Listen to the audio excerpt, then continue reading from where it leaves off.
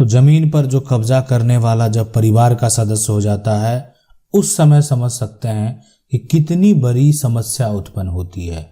ये जो जमीन है और ये जमीन को कब्जा करने वाले और कोई नहीं है, परिवार के ही सदस्य हैं, परिवार के लोग हैं। तो अब परिवार के लोगों से जो लड़ाई होगी तो उसमें बहुत समस्या उत्पन्न होता है, इसलिए कि कोई कह रहा है इसमें क्या कि मेरा इसमें जो है मेरा हिस्सा है, और दूसरा कह रहा है कि नहीं मेरा हिस्सा है। तो ये मेरा हिस्सा, मेरा अधिकार, ये कहने की बात है। और इसमें जो वर्चस्व वाला है परिवार में, जो एक तरह से कह सकते हैं बाहुबली है, जिसके घर में 5-6 सदस्य हैं, वो अपना एक तरह से दादागिरी करके जबरदस्ती जो है जो कमजोर हैं उससे ये जमीन को क्या कर लिया, कब्जा कर लिया। लेकिन ये कब्जा कर लेने से वो जमीन उनकी नहीं हो जाएगी। क्या ऐसा कानून हमारा तो नहीं कहता है कि मेरा हिस्सा कह देने से नहीं हो जाता है मेरा हिस्सा। लेकिन अगर ये दावा कल को कोर्ट में भी यही करता है कि मेरा हिस्सा है, तो उसको ये साबित करना पड़ेगा, और वो साबित तभी होगा जब परिवार में, ध्यान से समझ लें, बंटवारा हुआ हो, है ना। लेकिन कौन सा बंटवारा नहीं चलेगा? मौखिक, यहां पर जो है मौखिक नहीं चलेगा। दूसरा बात जो है लिखित नहीं चलेगा। तीसरा जो है रजिस्टर्ड अगर है यहां पर तो चलेगा। चौथा कि जो एक तरह से लिखित बंटवारा है प्लस साथ में म्यूटेशन भी सभी हिस्सेदार का अलग अलग है, चलेगा, बिल्कुल चलेगा। मतलब लिखित दस्तावेज है और उसी हिसाब से, अब एक हिस्सेदार तो नहीं है, अब 4 हिस्सेदार है, 2 हिस्सेदार है, सभी ने अपना लिखित दस्तावेज के आधार पर म्यूटेशन अलग अलग करवा लिया। तो म्यूटेशन अलग अलग कराया क्यों? सीधी सी बात है, अगर बंटवारा एक्सेप्ट नहीं हुआ तो कराने की जरूरत नहीं थी। तो अगर ऐसा करवाया गया है तो इसका मतलब है कि उसको स्वीकार किया गया है। तो यहाँ पर मैंने आपको डबल टिक लगा दिया कि लिखित आप लेते जाएंगे लेकिन उसका आगे का प्रक्रिया नहीं हुआ। मौखिक है लेकिन मान लेते हैं सही तरीके से म्यूटेशन नहीं है, लिखित है लेकिन सही तरीके से म्यूटेशन नहीं है, तो इसका कोई मान्यता नहीं है। सवाल ऐसा ही है कि हमारे बड़े पापा जबरदस्ती जमीन कब्जा करके रखे हैं, हमारा जो है ऑफिस का कोई ऑफिस से बंटवारा नहीं हुआ है, तो हम क्या करें? देखा, सबसे बड़ी बात है कि अगर हिस्सेदारी नहीं दिया जा रहा है, ठीक है, हिस्सेदारी अगर नहीं दिया जा रहा है तो उस केस में तो अगर आप ग्रामीण क्षेत्र से बिलोंग करते हैं तो ग्राम पंचायत का यहाँ पर सहारा पहला आपका ये होता है कि आप कर सकते हैं, विकल्प होता है कि अगर यहाँ से हल निकल जाए तो क्यों हम कोर्ट जाएंगे। लेकिन अगर जिनके पास कोई चारा नहीं है, क्या करेंगे वो? तो उस केस में दूसरा उपाय यही है कि आप जो है सिविल कोर्ट में केस फाइल करके, बंटवारा का आप केस फाइल करके आप अपना कानूनी अधिकार जो है वो प्राप्त कर सकते हैं। अगला सवाल है, नमस्ते सर, मेरा खतियानी रैयती भूमि है जिसको कुछ दबंगों के द्वारा डुप्लीकेट खतियान बनाकर जो है कई वर्षों से कब्जा कर लिया गया है, इसमें हम क्या करें? हमारा रसीद अभी तक नहीं कटा है और यहाँ पर जो है हमें वकील से जो है सलाह लिया तो उनके द्वारा बताया गया कि सिविल सूट जो है कीजिए। क्या सिविल सूट करना सही है या गलत है? देखें, अगर मान लेते हैं बिल्कुल जो बताया गया सिविल सूट करने के लिए वो बिल्कुल सही बताया गया और ये आपको करना चाहिए। सिविल सूट करने से कोई दिक्कत नहीं है। अगर कोई भी अगर गलत तरीके से जो है डुप्लीकेट खतियान बनाया गया है, जाली खतियान है, आप कह सकते हैं जाली खतियान है, या ये भी हो सकते हैं कह सकते हैं कि जाली खतियान नहीं है, खतियान सही है, सरकार की गलती की वजह से जो है, सरकार की गलती की वजह से ऐसा भी हुआ है। सर्वे के जो इंक्वायरी वाले थे, जो सर्वे अधिकारी थे, उनकी गलती की वजह से जो पुराना खतियान है वो तो आपके नाम दर्ज है, लेकिन नया जो खतियान है वो किसी और के नाम दर्ज है।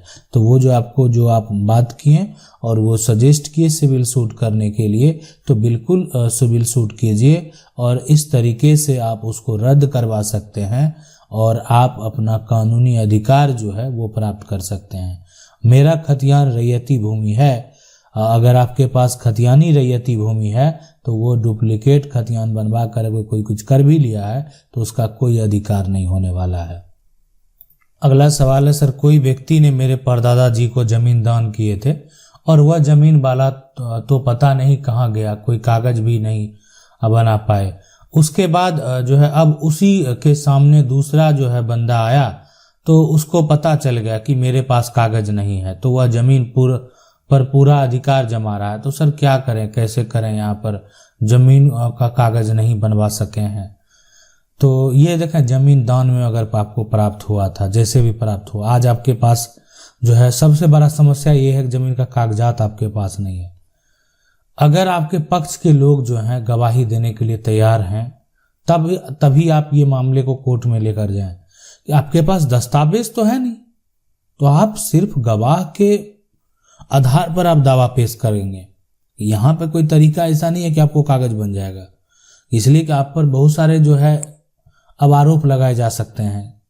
अब रही बात कि आप जमीन किस प्रकार की है, जमीन जो दान में दिया गया है, ठीक है, और वो जमीन पर क्या आपका मकान बना हुआ है, ठीक है, कि अगर मान लेते वो जमीन पता नहीं कहाँ गया, जो भी है, कोई कागज भी नहीं बना पाए, जो भी समस्या उत्पन्न हुआ, आज उसको पता चला कागज नहीं है तो अपना अधिकार जमा रहा, तो अगर उस पर आपका मकान है तब आपके लिए तो एक प्लस पॉइंट बनता भी है, ठीक है, कि कल को अगर आप कोर्ट में दावा भी करेंगे तो आप कहेंगे कि नहीं हम इस पे रहते हैं। लेकिन अगर वो खेती वाली जमीन है तो आप पर तो डायरेक्ट आरोप लगा दिया जाएगा कि आप परसों जाकर कब्जा कर लिए हैं और आपके पक्ष में कोई गवाह देने के लिए भी तैयार नहीं है, तो फिर आप सही रहते हुए भी केस हार सकते हैं, आसानी से हार सकते हैं।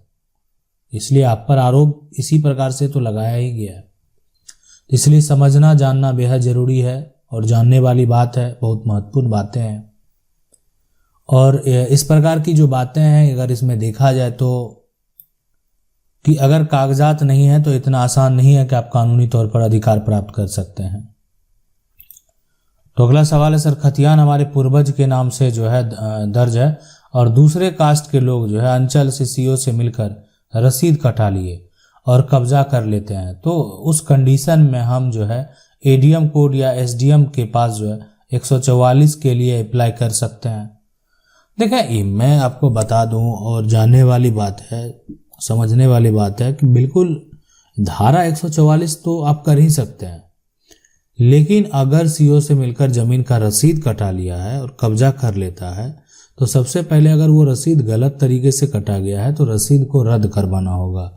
और उसके लिए जो है आप अनुमंडल में जो है, ठीक है, अनुमंडल में आप जिस राज्य से बिलोंग करते हैं वहाँ पर हर राज्य में देखें, हर राज्य में जो है अलग अलग तरीका है। तो आप यहाँ पर जैसे रसीद की बात कर रहे हैं तो रसीद अक्सर जो है जो एक तरह से झारखंड है, बिहार है, उड़ीसा है, वहाँ इन सभी जो एक तरह से राज्य हैं वहाँ पर मिलकर जो रसीद हैं बोलते हैं, या लगान के लिए या रेवेन्यू आप देते हैं, जो भी आप समझना चाहें। तो अगर आपका जो जमान का एक तरह से ज़मीन का जो कर है, जो ज़मीन का रेवेन्यू है, अगर कोई और एक तरह से उसका दस्तावेज तैयार कर लिया है तो आप उसको रद्द जो है अनुमंडल में या जिला कलेक्टर के पास जो है केस फाइल करके उसको कैंसिल आप करवा सकते हैं। और ये इसका तरीका यही है, वहाँ पर आप केस फाइल करेंगे। रही बात यहाँ पर देखें धारा 144 लगाने का, तो आप एसडीएम कोर्ट में जो है एक तरह से भी केस फाइल करके उस पर धारा 144 लगवा सकते हैं। अगला सवाल है, सर हम 3 भाई हैं और हम 40 साल से जो है सेपरेट रह रहे हैं। हमारा एक भाई 40 साल से रोड साइड की ज़मीन जो है यहाँ पर खा रहा है और हमें रोड साइड पे जाने नहीं दे रहा है। हमें रोड साइड पर एक तरह से जाने चाहिए। खाता नंबर 1 है, प्लीज़ यहाँ पर आंसर में देखें। यहाँ पर जो ये बात है अगर उसकी हम बात करें तो अगर आप 3 भाई हैं और जैसे भी रहे, लेकिन अगर रोड साइड की ज़मीन की बात है कि ज़मीन पर मान लेते हैं रोड है, लेकिन अगर ये कंडीशन तभी होगा जब आपका बंटवारा नहीं हुआ है। अब बंटवारा हो गया है, अब ये रोड बना है भाई की साइड वाली ज़मीन पर, तो अब आप दावा कर रहे हैं, जबकि आपका बंटवारा हो गया और आपने बंटवारा को स्वीकार भी किया है ना, स्वीकार भी किया है। लेकिन ये बंटवारा मान्य कैसे होगा? तो इसको बंटवारा को मानने के लिए अगर हम यहाँ पर बात करें तो ये बंटवारा तभी मान्य होगा जब, मान लेते हैं ये बंटवारा को अगर मान्यता की बात अगर किया जाएगा तो कब ऐसा होगा कि ये बंटवारा मान्य हो जाएगा, स्वीकार्य हो जाएगा? जब दोनों का दस्तावेज तैयार हो गया और दोनों ने अलग अलग अपना जमीन का दाखिल खारिज भी करा लिया।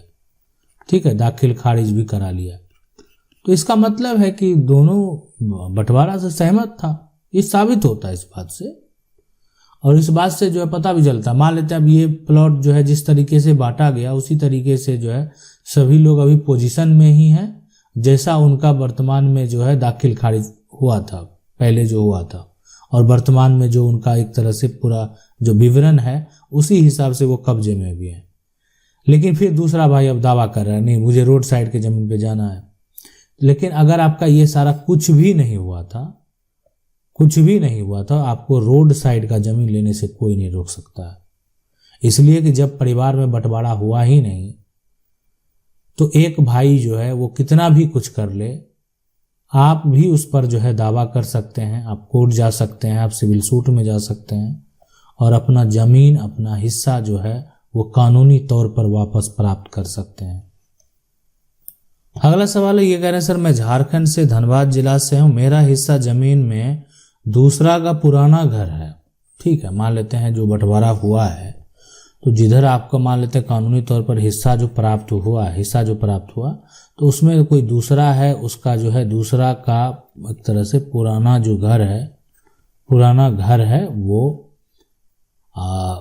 है बना हुआ, लेकिन वो जो है हिस्सा मिला है उसमें वो घर बना लिया और पुराना घर भी खाली नहीं कर रहा, तो क्या मेरा कहाँ? देखें, अगर ये बंटवारा आपका सभी ने एक तरह से आपका बंटवारा हो चुका है, सभी ने अपने अपने पोजीशन को प्राप्त कर लिया है, लेकिन जहां पर आपका पुराना घर था उसको अगर वो खाली नहीं कर रहा है तो सबसे पहले तो आप क्या करें, जो है उसके खिलाफ एक FIR दर्ज करा दें।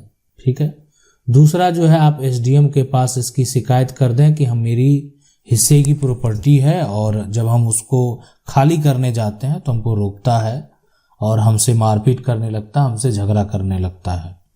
दूसरी विकल्प यहाँ पर यह है, और जब ये प्रक्रिया की सुनवाई चलेगी तो हो सकता है कि उसका उस पर किसी प्रकार का कोई असर हो।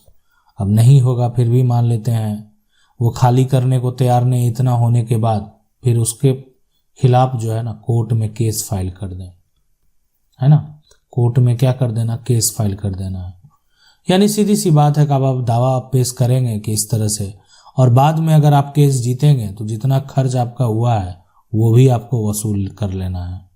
इसलिए कि अगर कोई गलत तरीके से उलझा के रखा है, फंसा के रखा है, अगर आप किसी के साथ ऐसा करेंगे तो आपका भरपाई कौन करेगा? तो करना ही पड़ेगा और करना ही पड़ता है। आशा करते हैं वीडियो अच्छा लगा होगा। वीडियो को लाइक जरूर कर दें, चैनल को पहली बार देख रहे हैं सब्सक्राइब करके जो बेल आइकन है उसको जरूर दबा लें। मिलते हैं अगले वीडियो में, तब तक के लिए जय हिंद।